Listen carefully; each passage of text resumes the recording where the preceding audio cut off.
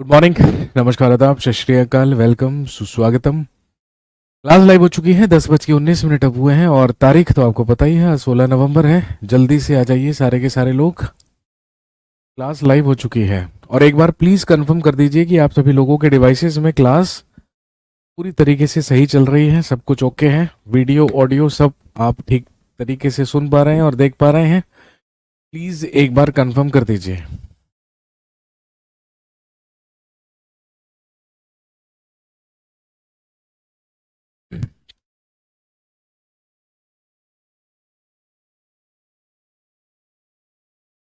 सब ओके है? चलिए, बहुत अच्छी बात है भाई, सब ओके है तो इससे बेहतरीन बात क्या हो सकती है। दोस्तों, आप जानते हैं कि पॉलिटी में हमने लास्ट क्लास में पढ़ा था जुडिशरी के बारे में, यानी कि न्यायपालिका के बारे में। बातचीत हमें वहीं से कंटिन्यू करनी है और जैसा कि मैंने आपको बताया, अब पॉलिटी में आपके लगभग 3 और टॉपिक्स हैं जो बचे हैं। उसके अलावा लगभग हमने पॉलिटी के सारे जो टॉपिक्स हैं वो कंप्लीट कर लिए हैं, वो यहाँ पर कवर कर लिए हैं। चलिए, कुछ और आज बात करते हैं। एक और टॉपिक आज हम उठाते हैं, जिसमें आज हम बात करते हैं अगले टॉपिक के बारे में।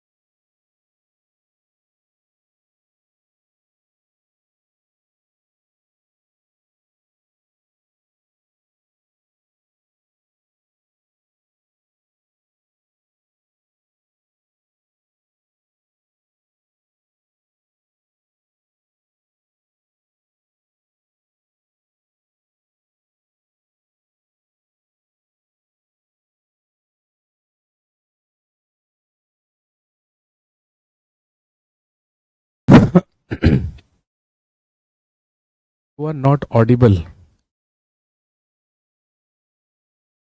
सर, लोकसभा में प्रेजेंट में नॉमिनेटेड नहीं होते हैं जी? नहीं। 2019 तक लोकसभा में नॉमिनेटेड मेंबर्स हुआ करते थे। 2 एंग्लो इंडियंस को राष्ट्रपति के द्वारा नॉमिनेट किया जाता था, लेकिन अब 2019 से ये प्रोविजन समाप्त कर दिया गया है। अब लोकसभा में 2 एंग्लो इंडियंस नॉमिनेटेड मेंबर्स नहीं होते हैं। ये प्रोविजन अब समाप्त हो चुका है। हाँ, लेकिन अगर राज्यसभा की बात करें तो राज्यसभा में अभी भी नॉमिनेटेड मेंबर्स होते हैं, अभी भी मनोनीत सदस्य होते हैं, जिनकी संख्या कितनी होती है? 12। तो आप जानते हैं कि राष्ट्रपति विभिन्न क्षेत्रों में महत्वपूर्ण योगदान देने वाले लोगों को, 12 लोगों को राज्यसभा में नॉमिनेट करते हैं, जो कहलाते हैं राज्यसभा के नॉमिनेटेड मेंबर, मनोनीत सदस्य। तो पहले लोकसभा में 2 एंग्लो इंडियंस का नॉमिनेशन हुआ करता था। और अगर हम बात करें राज्य की विधानसभा की, लेजिस्लेटिव असेंबली की, तो राज्य की विधानसभा में भी एक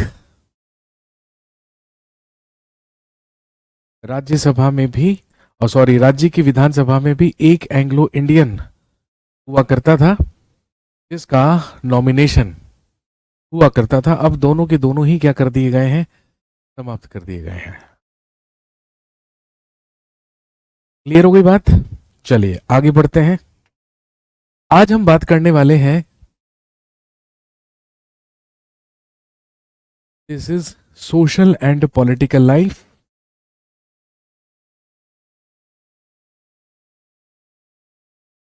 और इसमें आज हम बात करने वाले हैं about social justice and marginalisation.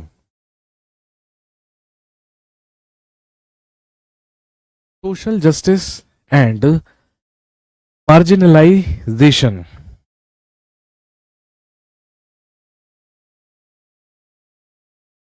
आप हिंदी में लिख सकते हैं सामाजिक न्याय एवं हाशियाकरण।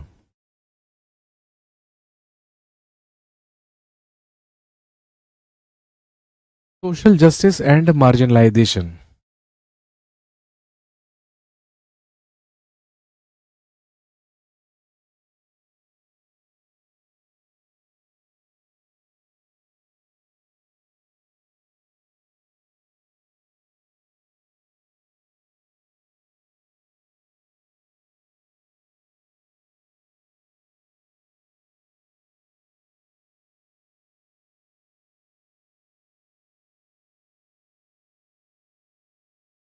आज हम बात करने वाले हैं सामाजिक। सर क्लास नहीं चल रही है, कैसे हो सकता है?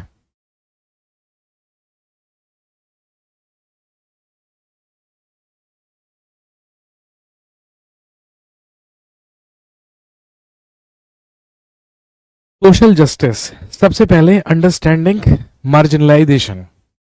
अगर मैं आपसे कहूं कि मार्जिनलाइजेशन क्या होता है या हाशियाकरण क्या होता है, चलिए जल्दी से मुझे बताइए एक सेंटेंस में या कुछ शब्दों में आपके अनुसार मार्जिनलाइजेशन का मतलब क्या है, हाशियाकरण का मतलब क्या है, आप इसको कैसे डिफाइन कर सकते हैं?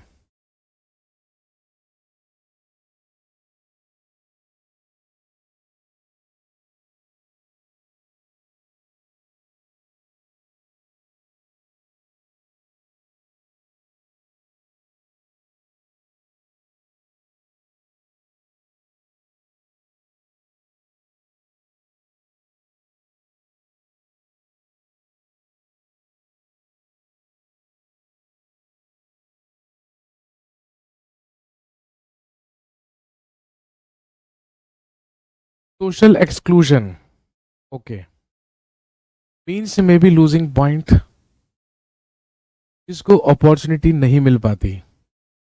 ओके,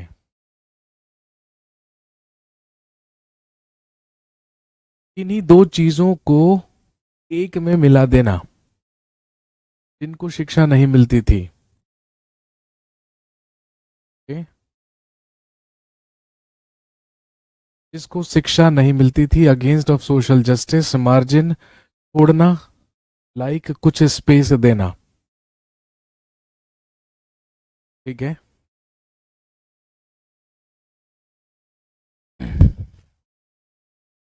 आपकी एनसीईआरटी की किताब ये कहती है कि जिस तरीके से हम किसी भी बुक या किसी भी पुस्तक को उठाते हैं, और जब हम किसी भी बुक या किसी भी पुस्तक को उठाते हैं, है ना, तो हम उस बुक में क्या देखते हैं, लेफ्ट साइड में, है ना, हर एक बुक के, जैसे for example this is a book, ठीक है, फॉर एग्जाम्पल ये एक बुक है, वैसे ये अच्छी बुक है, पाकिस्तान या भारत का विभाजन, ये डॉक्टर बी आर अम्बेडकर के द्वारा लिखी गई बुक है।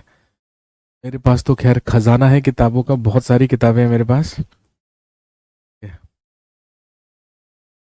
तो अगर हम किसी भी बुक को उठाएं, है ना, तो आपने देखा होगा कि हर एक किताब के लेफ्ट साइड में एक स्पेस होता है जहां पर कुछ भी नहीं लिखा होता है, मतलब कि एक मार्जिन होता है, उसके बाद से ही क्या होता है, किताब में लिखा गया होता है या लिखने की शुरुआत की गई होती है। लेफ्ट साइड में हम थोड़ा सा स्पेस छोड़कर रखते हैं, थोड़ा सा मार्जिन छोड़ के रखते हैं। बिल्कुल ऐसे ही हमारे समाज में भी या हमारी सोसाइटी में भी मार्जिनलाइजेशन या हाशियाकरण चलता है। अब हमारे समाज की अगर हम बात करें तो आप जानते हैं कि हमारे समाज में विभिन्न धर्मों के लोग रहते हैं, विभिन्न संस्कृतियों को मानने वाले लोग रहते हैं। ऐसे लोग रहते हैं जिनका कल्चर, जिनकी संस्कृति पूरी तरीके से अलग है या उनके रीति रिवाज अलग हैं, उनकी आदतें अलग हैं। अब ऐसे में फॉर एग्जाम्पल आपकी क्लास में 50 स्टूडेंट हैं, आपकी क्लास में 50 स्टूडेंट हैं और 50 में से 49 स्टूडेंट, 49 स्टूडेंट्स एकदम नॉर्मल हैं, ठीक है, जो सारे के सारे डिस्कशंस में पार्टिसिपेट भी करते हैं। आप होमवर्क देते हैं तो होमवर्क भी करके लाते हैं, आप कोई काम करने के लिए कहते हैं तो उसको भी वो कर लेते हैं। लेकिन एक स्टूडेंट आपकी क्लास में ऐसा है जो ना तो किसी से बात करता है, ना ही किसी से कोई मतलब रखता है, ठीक है। आप होमवर्क देते हैं, ना ही वो होमवर्क करके लाता है। आप कुछ समझाते हैं, ना ही उसे कुछ समझ में आता है। कहने का मतलब सारी की सारी भीड़ में एक ऐसा स्टूडेंट जो बाकी सब लोगों से अलग है, चाहे वो फिजिकली अलग हो, चाहे वो मेंटली अलग हो, चाहे वो बाकियों की तरह, है ना, बिल्कुल नॉर्मल ना हो सकता है वो स्पेशल चाइल्ड हो। ऐसे में सारे के सारे लोग क्या करते हैं, ऐसे में सारे के सारे लोग उससे मतलब रखना बंद कर देते हैं।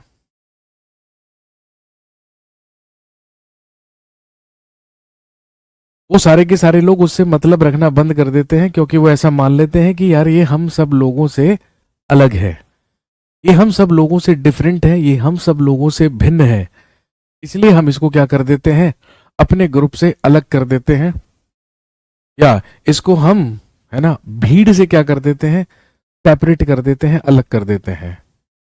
तो यहां पर हम बात कर रहे हैं मार्जिनलाइजेशन या हाशियाकरण की, जो कि हमारे समाज में लिप्त है, या जो हम यहां पर आप कह सकते हैं कि हम सोशल मार्जिनलाइजेशन की बात कर रहे हैं, हम यहां पर सामाजिक हाशियाकरण की बात कर रहे हैं।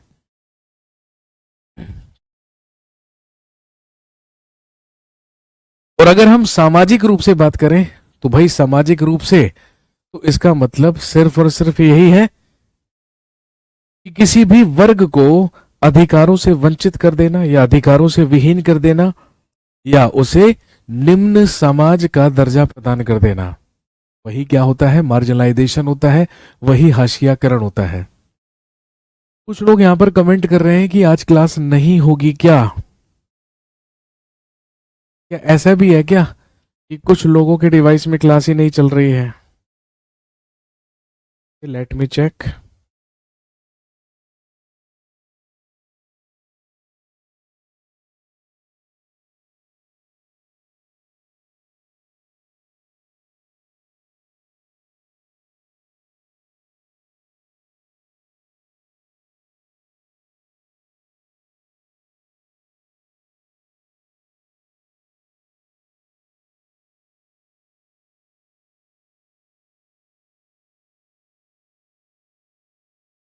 हाँ जी, तो आपको समझ में आ गया होगा कि किसी एक पर्टिकुलर कम्युनिटी को या किसी भी एक वर्ग को अधिकार विहीन कर देना, निम्न समाज का दर्जा प्रदान करना ही क्या होता है, हाशियाकरण होता है। कभी कभी हाशिए के समूह को शत्रुता और भय की दृष्टि से भी देखा जाता है। इसके हमारे पास कई एग्जाम्पल हैं। दोस्तों, आप जानते हैं कि हमारे देश में कुल 7 कम्युनिटीज या 7 समुदायों को रिकॉग्नाइज किया गया है, प्रमाणित किया गया है। वैसे तो इस विश्व के जो 8 सबसे महत्वपूर्ण धर्म है, सबसे प्रसिद्ध धर्म है, उन 8 को मानने वाले लोग ही हमारे देश में रहते हैं। लेकिन आप अच्छी तरीके से जानते होंगे कि हमारे देश में 7 कम्युनिटीज को रिकॉग्नाइज किया गया है, हिंदू, मुस्लिम, सिख, ईसाई, बुद्धिस्ट, जैन और पारसी। ये 7 समुदाय हमारे देश में रहते हैं। और अगर हम इन 7 समुदायों की बात करें, इन 7 समुदायों में सबसे ज्यादा जो तादाद है, सबसे ज्यादा जो पॉपुलेशन है, वो हिंदूज की है। भारत में लगभग 80%, 79.8% लगभग हिंदू रहते हैं और हमारे देश में लगभग 80% हिंदू या हिंदुओं के होने का मतलब क्या है? इसका मतलब ये है कि ये बहुसंख्यक हैं और बाकी 20% जो है वो बाकी सारी की सारी अलग अलग कम्युनिटीज हैं। तो कहीं ना कहीं हमारे समाज में धर्म को लेकर भी एक मार्जिनलाइजेशन है, एक हाशियाकरण है। क्योंकि स्वाभाविक सी बात है, अगर किसी भी अगर किसी भी जगह पर है ना 20 लोग इकट्ठे हैं और अगर उन 20 लोगों में से 18 लोग एक ही कम्युनिटी के हैं और 2 लोग अगर अलग कम्युनिटी के हैं, तो कहीं ना कहीं कई चीजों में उन्हें सोशल मार्जिनलाइजेशन या सामाजिक हाशियाकरण का सामना करना पड़ता है। या तो आप कह लीजिए कि वो सारे के सारे लोग उन लोगों से उतना कंफर्टेबल नहीं होते हैं जितना वो शायद बाकी अपनी कम्युनिटी के लोगों से होते हैं। उनके मन में उन दोनों को लेकर कुछ ना कुछ एक अलग, आप कह सकते हैं कि एक अलग विचारधारा बैठी होती है, अलग विचारधारा बनी होती है। और इवन अगर आप एक ही कम्युनिटी की बात करें, भाई ये तो मैंने आपको डिफरेंट रिलीजन्स के बारे में बात की, लेकिन अगर आप केवल एक ही धर्म की बात करें, हिंदू धर्म की ही बात करें, तो उसमें भी कास्टिज्म है, उसमें भी कास्ट सिस्टम है। तो ये चीज वहां पर भी देखने को मिलती है और इसी वजह से, हाशियाकरण की वजह से, कई बार दो समूहों के बीच में शत्रुता भी हो जाती है, दुश्मनी भी हो जाती है। और कई बारी ऐसा भी होता है, एक समुदाय का व्यक्ति दूसरे समुदाय के व्यक्ति से भय खाने लगता है, डरने लगता है। उसे ऐसा लगने लगता है कि उसे उस व्यक्ति या दूसरी कम्युनिटी के व्यक्ति से खतरा है। समाज में कुछ समूहों को हाशिए पर महसूस कराने के लिए आर्थिक, सामाजिक, सांस्कृतिक और राजनीतिक कारक हैं। इस प्रकार हाशिए पर शायद ही कभी एक क्षेत्र में अनुभव किया जाता है।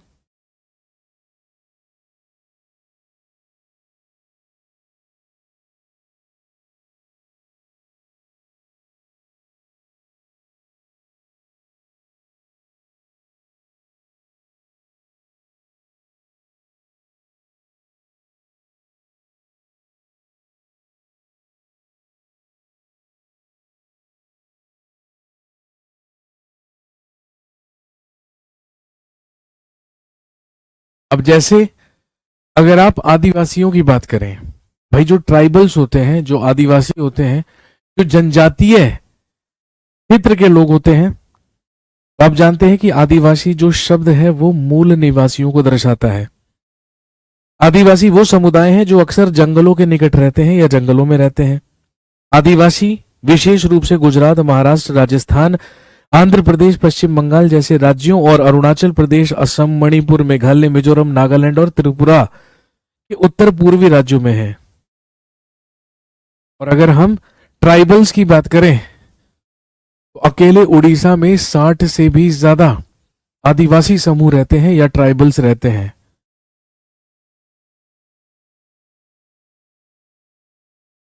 अब कहने को तो जो आदिवासी लोग हैं उन्हें मूल निवासी कहा गया है, कि वो किसी भी क्षेत्र के क्या होते हैं, मूल निवासी होते हैं। आदिवासी कई आदिवासी धर्मों का पालन करते हैं जो इस्लाम, हिंदू धर्म और ईसाई धर्म से अलग हैं। आदिवासी पूर्वजों, अपने गांव और प्रकृति आत्माओं की पूजा करते हैं। वो शाक्त, बौद्ध, वैष्णव, भक्ति और ईसाई धर्म जैसे विभिन्न धर्मों से प्रभावित रहे हैं। इनकी अपनी भाषाएं होती हैं। इनमें संथाली बोलने वाले लोगों की जो तादाद है वो सबसे ज्यादा है। और आप जानते भी होंगे संथाली भाषा झारखंड की भाषा है और हमारे संविधान की 22 भाषाओं में सबसे आखिरी में जोड़ी जाने वाली भाषा भी कौन सी है? Santhali. Last time MBDS, Maithili, Bodo, Dogri और संथाली, इन 4 भाषाओं को हमारे संविधान में जोड़ा गया था। संविधान की अनुसूची 8 में जोड़ा गया था।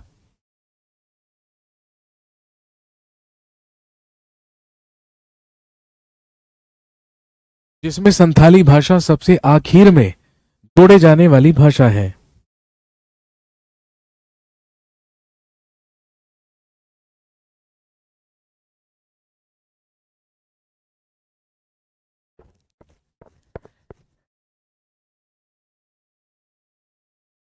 और आपने देखा होगा, अगर हम आदिवासी समुदाय के बारे में बात करें,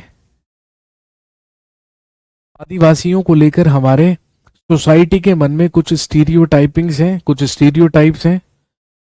और अगर मैं बात करूं स्टीरियोटाइप की, तो आप कह सकते हैं कि स्टीरियोटाइप का मतलब होता है एक रूढ़िवादी सोच, एक ऐसी सोच जो कि बहुत लंबे समय से बनी हुई है। या आप कह सकते हैं कि बस हमने एक तरीके से परसेप्शन बना लिया है, किसके लिए? आदिवासियों के लिए। आमतौर पर मैंने आपसे कहा कि जो आदिवासी लोग होते हैं वही मूल निवासी माने जाते हैं किसी भी क्षेत्र के, क्योंकि हमारा अर्बनाइजेशन तो बहुत बाद में हुआ। पहले तो हमारी सोसाइटी पूरी तरीके से रूरल ही हुआ करती थी। हम लोग जंगलों और जंगलों के आसपास ही रहा करते थे, तो सही मायनों में तो आदिवासी लोग ही हमारे मूल निवासी हैं। लेकिन हम लोगों के मन में आदिवासियों को लेकर ही कुछ स्टीरियोटाइप्स बने हुए हैं। जैसे फॉर एग्जाम्पल, हम सारे के सारे लोग आदिवासियों को थोड़ा सा पिछड़ा हुआ मानते हैं। हमारी सोसाइटी का ऐसा मानना है कि जो आदिवासी होते हैं उनको बहुत रूढ़िबद्ध तरीके से देखा जाता है। हम लोग कहते हैं कि ये रंगीन वेशभूषा में रहते हैं, टोपी पहनते हैं और अलग अलग प्रकार के ये नृत्य करते हैं। अब फॉर एग्जाम्पल, है ना, फॉर एग्जाम्पल अगर मैंने आपसे कहा कि जंगल में आदिवासी रहते हैं, तो आपके दिमाग में सबसे पहली बात क्या आएगी? काले काले से लोग होंगे, आधे अधूरे कपड़े पहनते होंगे रंग बिरंगे, है ना, अर्धनग्न अवस्था में रहते होंगे, हाफ नेकेड, यही आता है दिमाग में। काले काले होंगे, कम कपड़े पहनते होंगे, थोड़ा बहुत अपना तन ढक लेते होंगे, रंग बिरंगे, है ना, रंगों से अपने बॉडी को उन्होंने पेंट किया होगा, हाथ में एक भाला होगा, है ना, हाथ में एक भाला होगा, हड्डियों के बने हुए ज्वेलरीज और ऑर्नामेंट्स पहनते होंगे और नाचते नाचते कहते होंगे झींगा झींगा लाला हु, झींगा लाला हु। यही देखा हमने टेलीविजन के माध्यम से, सीरियल्स और मूवीज के माध्यम से हमने ये देखा है कि आदिवासी का मतलब दिमाग में एक ही बात आएगी, झींगा लाला हु। ये कुछ ऐसी बात करते होंगे। तो कहीं ना कहीं हम लोगों के मन में, कहीं ना कहीं हमारे समाज के मन में ये एक रूढ़िवादी सोच बनी हुई है। हम कहते हैं और हमारा ये मानना है कि आदिवासियों, जो आदिवासी लोग हैं वो अपनी उन्नति की कमी के लिए खुद दोषी हैं। उन्होंने ना तो खुद को परिवर्तित किया और ना ही नए विचारों को अडॉप्ट किया, क्योंकि स्वाभाविक सी बात है, जो आदिवासी लोग होते हैं, ठीक है, ना तो वो चेंजेस को एक्सेप्ट करते हैं, ना तो वो किसी भी प्रकार के परिवर्तन को मानते हैं, और जो नए विचार हैं, जो नई सोच है, उसके भी वो समर्थक नहीं बल्कि प्रतिरोधक माने जाते हैं।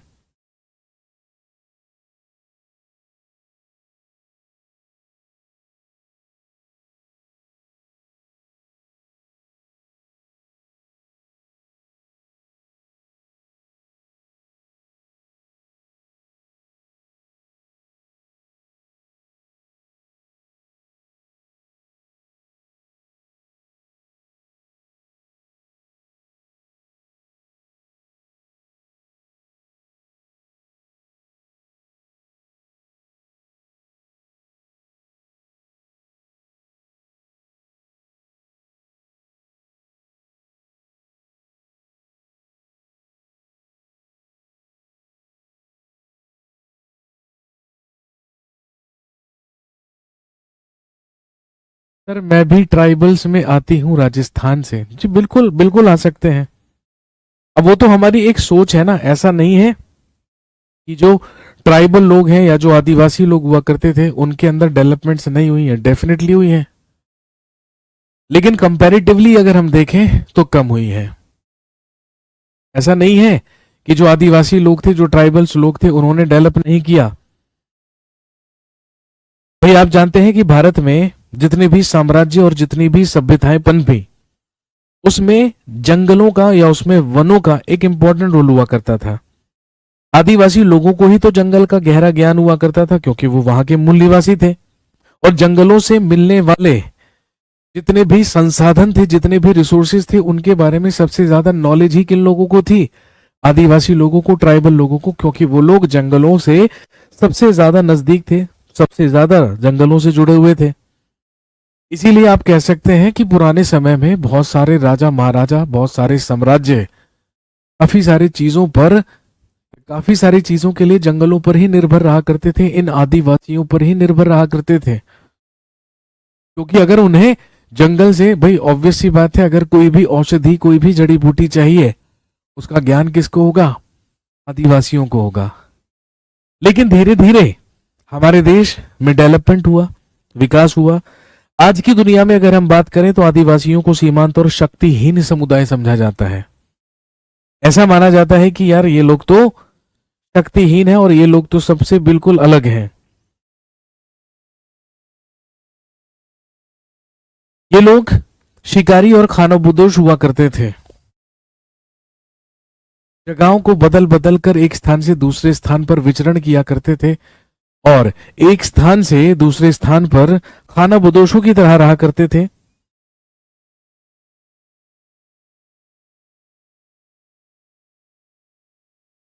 लेकिन अगर हम पिछले 200 साल की बात करें तो कई प्रकार के आर्थिक परिवर्तन देखने को मिले हैं आदिवासियों में भी, क्योंकि वन नीतियों और राज्य के द्वारा राजनीतिक बल से बागानों, उद्यानों और घरेलू श्रमिकों के रूप में इन लोगों को जंगलों से पलायन करने पर मजबूर किया गया। इन्हें जंगलों से निकाला गया, क्योंकि आप जानते हैं भाई आजादी के बाद तो सैकड़ों बांध बना दिए गए पानी के, और जिसमें है ना काफी सारा जो जमीन का हिस्सा था वो चला गया। अपनी जमीनें गंवाने और जंगलों तक पहुंच का मतलब है कि आदिवासी अपनी आजीविका का मुख्य स्रोत खो देते हैं। इसीलिए आदिवासी लोग भी मजबूरन काम की तलाश में शहरों की ओर चले जाते हैं। भाई जब जंगल धीरे धीरे कम होते चले गए, जब हमारे देश में अर्बनाइजेशन होने लगा, तो स्वाभाविक सी बात है आदिवासी लोगों के लिए भी कठिनाइयां बढ़ने लगी। जिन जगहों के ये मूल निवासी हुआ करते थे, इन्हें उन जगहों से ही निकाल दिया गया, इनके जंगलों से ही इन्हें वंचित कर दिया गया। और जब इनके जंगलों से ही इन्हें वंचित कर दिया गया तो भाई स्वाभाविक सी बात है अब वो लोग बेचारे मजबूरी में ही क्या बन गए? मजदूर बन गए। अब उनकी मजबूरी थी, जब उन्हें उनके मूल निवास से ही निकाल दिया गया तो अब वो मजबूर होंगे शहरों में जाकर मजदूरी करने के लिए, काम खोजने के लिए। यही रीजन है ना, यही रीजन है कि आज भी हमारे देश में, आज भी हमारे देश में ग्रामीण क्षेत्रों की अगर हम बात करें, रूरल एरियाज की अगर हम बात करें, उन रूरल एरियाज में लगभग 45% आदिवासी समूह हैं या ट्राइबल्स हैं। अगर हम शहरी क्षेत्रों की बात करें तो शहरी क्षेत्रों में रहने वाले जो आदिवासी हैं या जो आदिवासी समुदाय हैं, उसमें से 35% से भी ज्यादा लोग ऐसे हैं जो कि बिलो पॉवर्टी लाइन आते हैं या गरीबी रेखा के नीचे आते हैं।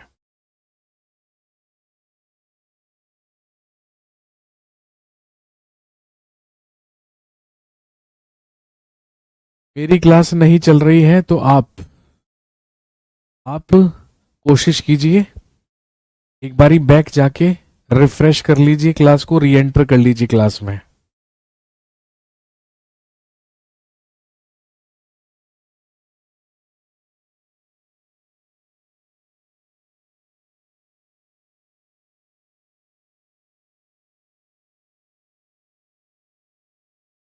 अब ये तो बात की हमने आदिवासी समुदाय की, लेकिन सिर्फ आदिवासी समुदाय ही तो मार्जिनलाइजेशन का शिकार नहीं होते हैं। इसमें माइनॉरिटीज भी आती हैं, इसमें अल्पसंख्यक भी आते हैं। और अगर हम माइनॉरिटीज या अल्पसंख्यकों की डेफिनेशन की बात करें, वैसे तो भारत के संविधान में अल्पसंख्यकों के लिए कोई परिभाषा नहीं दी गई है। नाम से ही पता चलता है संख्या में अल्प यानी कि संख्या में कम ही क्या होता है? अल्पसंख्यक।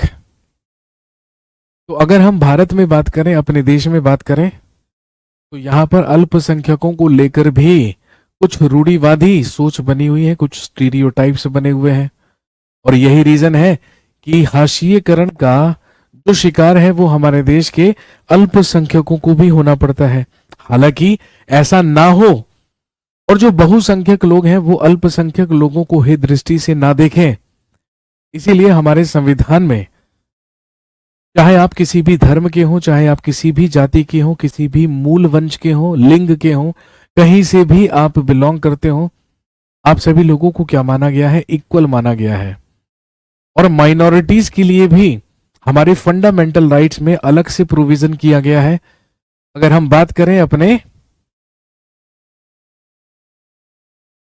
फिफ्थ फंडामेंटल राइट या पांचवें मौलिक अधिकार की, जो है कल्चरल एंड एजुकेशनल राइट, सांस्कृतिक एवं शैक्षणिक अधिकार। तो सांस्कृतिक और शैक्षणिक अधिकारों में हमने सबसे ही पहला मौलिक अधिकार किसके लिए दिया है? अल्पसंख्यकों के हितों का संरक्षण। कि हमारे देश के जो अल्पसंख्यक हैं वो अपनी कल्चर, अपनी भाषा, लिपि, अपनी संस्कृति को पूरी तरीके से फॉलो कर सकते हैं, उसका प्रचार प्रसार कर सकते हैं, उसे मान सकते हैं। इसके लिए किसी भी प्रकार की रोक और किसी भी प्रकार की कोई पाबंदी उनके ऊपर नहीं लगाई जाएगी और नहीं लगाई जा सकती।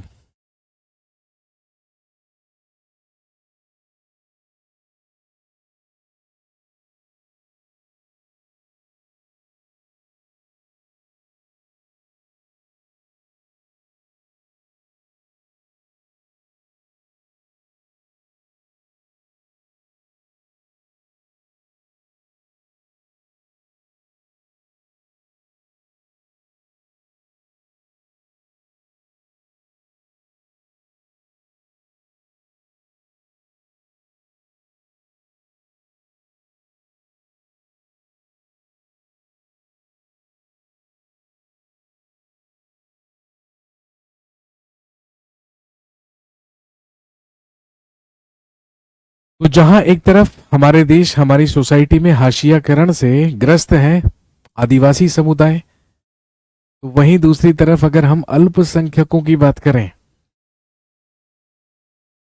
तो आपने देखा होगा कि अल्पसंख्यकों में भी अगर हम मुस्लिम कम्युनिटी की बात करें, अगर हम अल्पसंख्यकों में मुस्लिम कम्युनिटी की बात करें तो भारत की कुल आबादी में लगभग 14% मुस्लिम आबादी है। हिंदुओं के बाद सबसे ज्यादा जो पॉपुलेशन है वो किसकी है? मुस्लिम्स के। भाई लगभग 80% हिंदू हैं तो लगभग 14% जो जनसंख्या है वो मुस्लिम्स की भी है। लेकिन आपने देखा होगा कि मुस्लिम कम्युनिटी के कुछ रीति रिवाज ऐसे हैं जो उन्हें बाकी समुदायों से या हिंदुओं से बिल्कुल क्या बनाते हैं? अलग बनाते हैं। अब अगर हम पहनावे की बात करें, है ना, वैसे तो देखिए शहरों में आप किसी भी कम्युनिटी से बिलोंग करते हो, अगर आप शहरों में वर्किंग है, काम करते हैं, आप बड़े बड़े एमएनसीज में काम करते हैं, बड़े बड़े विभागों में काम करते हैं, तो वहां पर सारे के सारे लोग एक जैसे नजर आते हैं। आप उनको कभी भी अलग थलग देख ही नहीं पाएंगे, सारे के सारे लोग।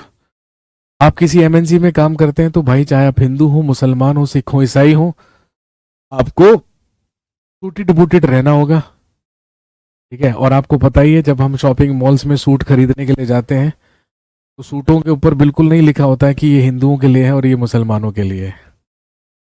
कहने का मतलब ना, हम लोगों ने खुद कुछ चीजें ऐसी बनाई हैं या कुछ चीजें हमारे धर्म और समुदाय में ऐसी हैं जो हमें शायद देखने में एक दूसरे से अलग बना देती हैं। जब भी आप एक सिख कम्युनिटी के व्यक्ति को देखोगे या किसी भी सिख पुरुष को देखोगे तो ज्यादातर लोगों के सरों पर क्या होगी? पगड़ी होगी, क्योंकि वो केश नहीं कटवाते हैं, क्योंकि वो केश बड़े रखते हैं, सर पर पगड़ी बांधते हैं। उस चीज से आप पहचान लेंगे कि ये सिख समुदाय का व्यक्ति है ना। आमतौर पर अगर आप किसी शहर में, आमतौर पर आप किसी शहर में किसी लड़की या किसी महिला को जो कि मुस्लिम कम्युनिटी से बिलोंग करती होगी, तो हो सकता है कि आप उसे पब्लिक प्लेस में अबाया में जाते हुए देखें, हिजाबों में जाते, बुरखे में जाते हुए देखें, तो आप उसके उस परिधान से एकदम से समझ जाएंगे और एकदम से ये कैलकुलेट कर लेंगे और ये एकदम से गैस कर लेंगे कि ये मुस्लिम कम्युनिटी से बिलोंग करती होगी। ऑब्वियसली होता ही है ऐसा। तो तो कहने का मतलब सिर्फ और सिर्फ इतना है कि कई बारी, है ना, कई बारी अलग अलग समुदायों के अलग अलग रीति रिवाजों से हम लोग क्या करते हैं, उसके लिए एक स्टीरियोटाइप थिंकिंग बना लेते हैं, एक रूढ़िवादी सोच बना लेते हैं।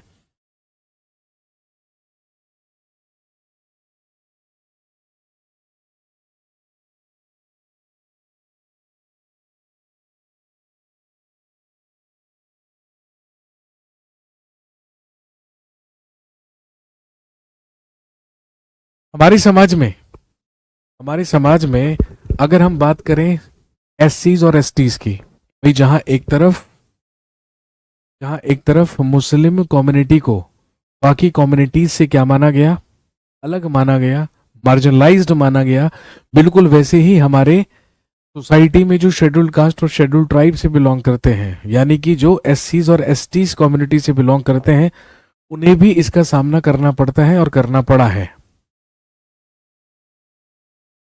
ऐसा नहीं है कि हमारे देश में केवल और केवल धर्म को लेकर डिस्क्रिमिनेशन है, एक ही धर्म में अलग अलग जातियों को लेकर भी डिस्क्रिमिनेशन हमारे देश में होता है।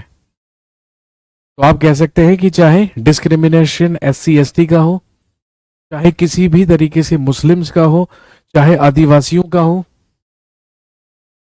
चाहे गरीब और अमीर के बीच में डिस्क्रिमिनेशन हो, चाहे उच्च वर्ग निम्न वर्ग के बीच में डिस्क्रिमिनेशन हो, आप कह सकते हैं कि ये सारे की सारे वो चीजें हैं जिन्होंने कहीं ना कहीं इन लोगों के सामाजिक और आर्थिक विकास में बाधा पहुंचाई है।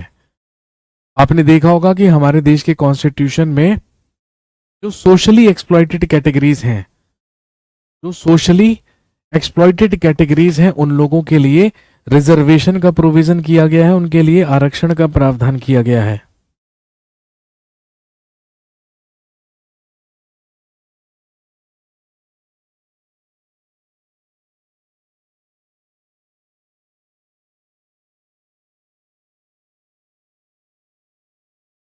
सर जी, नोट्स कहाँ से मिलेंगे? जब आप नोट्स सेक्शन में जाएंगे तो वहां पर एनसीईआरटी की नोट्स देखिएगा, वहां से आपको नोट्स मिल जाएंगे।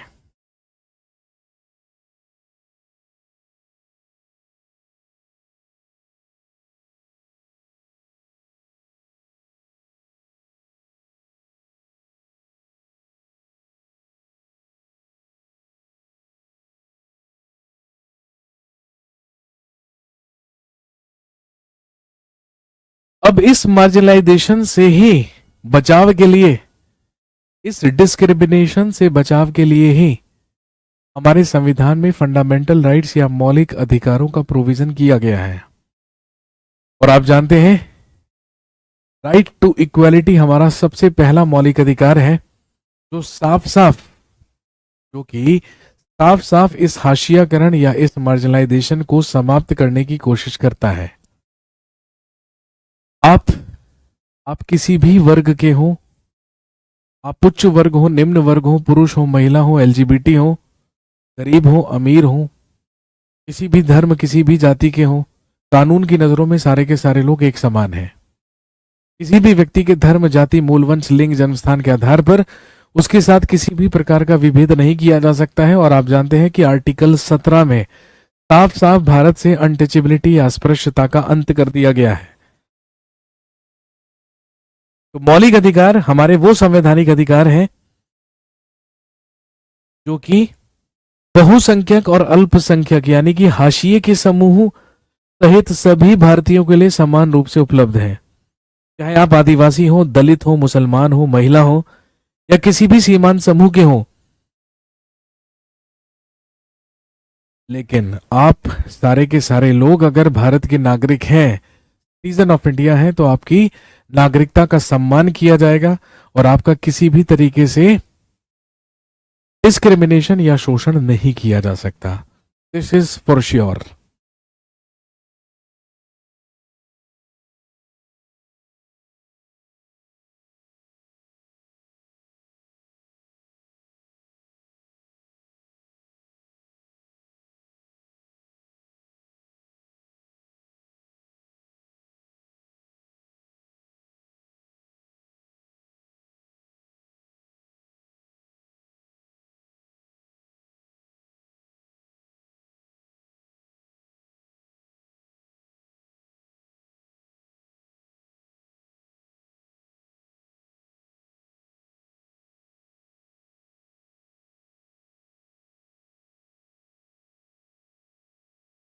सर जो एनसीईआरटी की नोट्स के अलावा नोट्स प्रोवाइडेड हैं हैंड रिटन, क्या वो भी रीड करने हैं? देखो, सबसे पहले आपको एनसीईआरटी की पॉइंट्स रीड करने हैं, ठीक है, जो आपकी एप्लीकेशन में आपके बैच में आपको दिए गए हैं। और जब आप उनको कंप्लीट कर लें, एनसीईआरटी की नोट्स को जब आप कंप्लीट कर लें, तो दूसरा काम ही आपको क्या करना है, आपको एनसीईआरटी की किताब से चैप्टर की रीडिंग करनी है। और जब आप चैप्टर की रीडिंग भी कर लें, तो फिर तीसरा स्टेप है, जो हैंड रिटन नोट्स आपको प्रोवाइड कराए गए हैं, आप उन्हें भी पढ़ सकते हैं।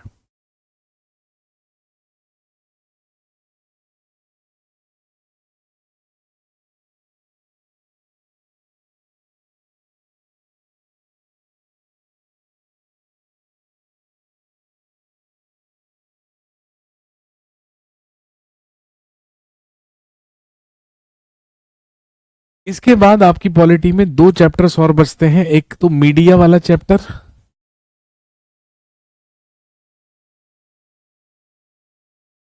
और एक अनपैकिंग जेंडर वाला। वर्षा मैम की क्लास के बारे में बताइए सर। नहीं यार, मुझे उनकी क्लास के बारे में कोई जानकारी है ही नहीं। आप मेरे से पूछते हैं कि हिमांशी मैम क्लास नहीं ले रही हैं, वो सर क्लास नहीं ले रहे हैं, ऑब्वियसली। बाकी लोगों की, इन लोगों की क्लासेस में आप ये मेरे लिए भी कहते होंगे कि अभिषेक सर की क्लास नहीं हो रही है, बताइए कब होगी। सिर्फ मेरे बारे में पता होता है, अपने अलावा सिर्फ मुझे मेरे सब्जेक्ट के बारे में पता होता है। इसके अलावा मैं लीस्ट इंटरेस्टेड पर्सन हूँ किसी और के बारे में जानने में, वो काम मेरे से होता ही नहीं है। बाकी रही बात वर्षा मैम की क्लास और हिमांशी मैम की क्लास, मैं पता कर लूंगा, जैसे ही पता चलेगा मुझे, we'll get get back to you, मैं आपको बता दूंगा। रही मेरी बात, अगला जो कमिंग वीक है, जो परसों से शुरू होगा, ठीक है, उस वीक में आप लोगों का जो सिलेबस है वो कंप्लीट हो जाएगा। अगले वीक में आप लोगों का सब्जेक्ट और सिलेबस मैं कंप्लीट करा दूंगा, हिस्ट्री पॉलिटी दोनों। उसके बाद भी आपके एग्जाम में लगभग 20 दिन बचेंगे, और वो जो 20 दिन बचेंगे, ठीक है, कहने का मतलब है आपका एग्जाम होने से पहले या होने से हफ्ते 10 दिन पहले तक सारे एमसीक्यूज, सारा रिवीजन, सारी की सारी चीजें आपको मैं करवा कर फ्री कर दूंगा, ठीक है। क्योंकि सिंपल सी बात है, आपको सेल्फ स्टडी के लिए भी तो थोड़ा सा टाइम चाहिए ना, और चाहिए ही होता है सेल्फ स्टडी के लिए थोड़ा सा टाइम। तो इतना ज्यादा परेशान होने की बात नहीं है।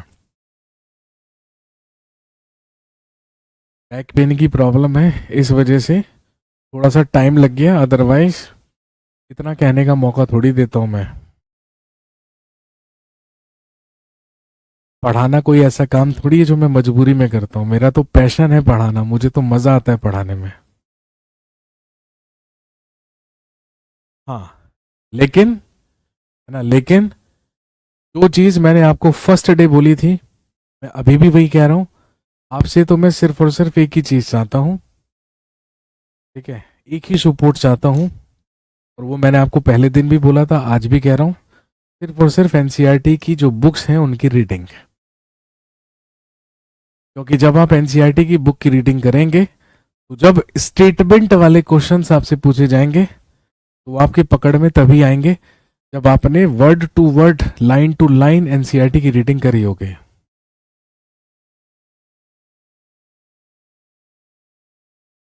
सर आप एनसीईआरटी की बुक रीडिंग करवा दीजिएगा। अब आप खुद बताइए, आप टीचर होकर, है ना, आप टीचर होकर ये बात कर रहे हैं कि सर एनसीईआरटी की किताब की रीडिंग करवा दीजिए।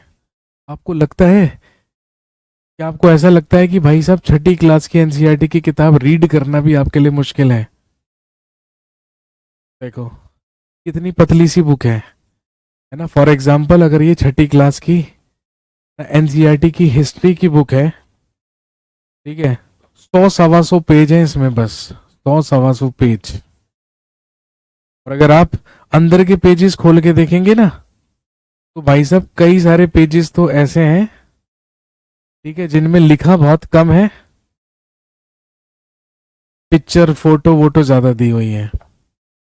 आप खुद बताइए, एक छठी क्लास का बच्चा लगभग कितने साल का होता होगा? मैक्सिमम 10-11 साल का, है ना भाई? अगर कोई छठी क्लास में है, कोई 6th स्टैंडर्ड में है, तो मुझे लगता है कि उसकी उम्र लगभग 10 से 11 साल होगी। हाँ, इतनी होगी, क्योंकि जब मैंने 10वीं पास की थी मैं शायद 14-15 साल का रहूंगा। आप खुद सोचिए, जब एक 10-11 साल का बच्चा इस बुक को रीड करके आंसर कर सकता है, अंडरस्टैंडिंग रख सकता है, तो आप तो फिर भी टीचर हो, आप तो फिर भी अध्यापक हो, शिक्षक हो। आप ऐसा क्यों नहीं कर सकते? करना पड़ेगा आपको। सीटेट का पेपर क्वालिफाई करना है आपको, और सीटेट का जो एग्जाम है वो पूरा एनसीईआरटी की तरह, एनसीईआरटी से बनता है, एनसीईआरटी से आता है। और इसलिए आता है क्योंकि सिंपल सी बात है, सीबीएसई चाहता है कि आप लोग एनसीईआरटी का ज्ञान रखें। अगर आप एनसीईआरटी का ज्ञान रखेंगे तभी तो आप एनसीईआरटी पढ़ा पाएंगे ना बच्चे को। तो आप खुद सोचिए, छठी क्लास के स्टूडेंट को मैं बोलूँ ना ये एनसीईआरटी रीड करने के लिए, फटाफट से कर देगा वो। लेकिन मैंने आपसे कहा तो आप क्या कह रहे हो कि क्लास में एनसीईआरटी रीडिंग भी करवा दीजिए। फिर जब मैं वो करवा दूंगा तो फिर आप मुझसे कहेंगे सर एग्जाम में पेपर अटेम्प्ट करने भी आप ही चले जाइए।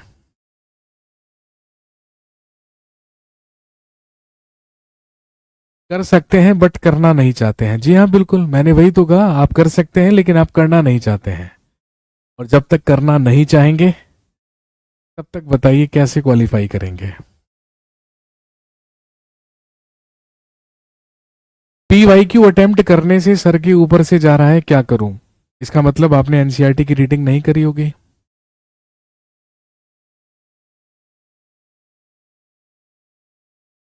एनसीईआरटी को रीड कीजिए, सर के ऊपर से नहीं जाएगा, नीचे से जाएगा फिर। चलिए, आज के लिए इतना ही रखते हैं।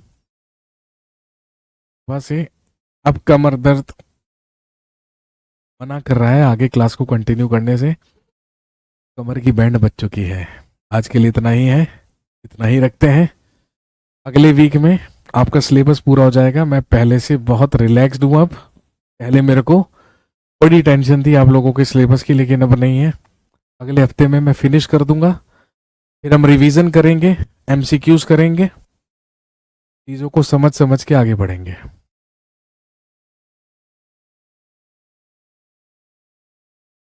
बुक्स कहाँ मिलेगी बता दो, कहीं से भी ले लीजिए। अरे आस पड़ोस में कोई ऐसा बच्चा रहता हो ना जो 6ठी 7वीं 8वीं में हो, उससे ले लेना जाके।